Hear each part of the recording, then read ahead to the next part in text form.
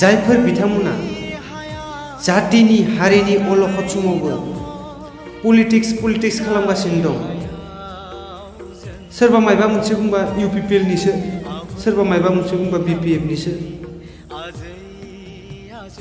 बिथांमोनखौ बुंनो सानदों आं, जेब्ला जातिनि हारिनि मोनथायखौ दा जाय गोदान मोननाय STफ्रा लाफायगोन, अब्ला नोंसोर बहा पलिटिक्स खालामगोन?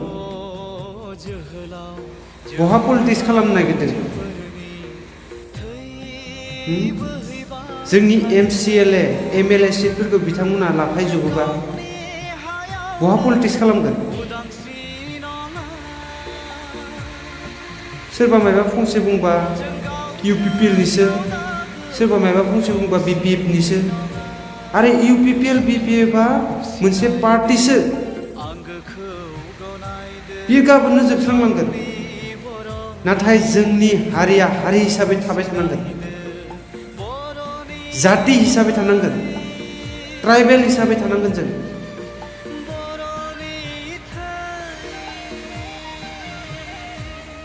आरो जोंफोरबो सोरबा पलिटिक्स खालामग्रा मानसिफोरनि उन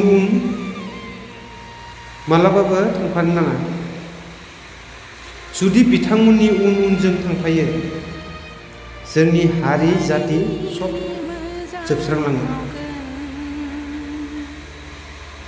बेखायनो जों खौसेथियै आवगायलांनांगोन, जोंनि हारि जातिखौ जों रैखा खालामनांगोन।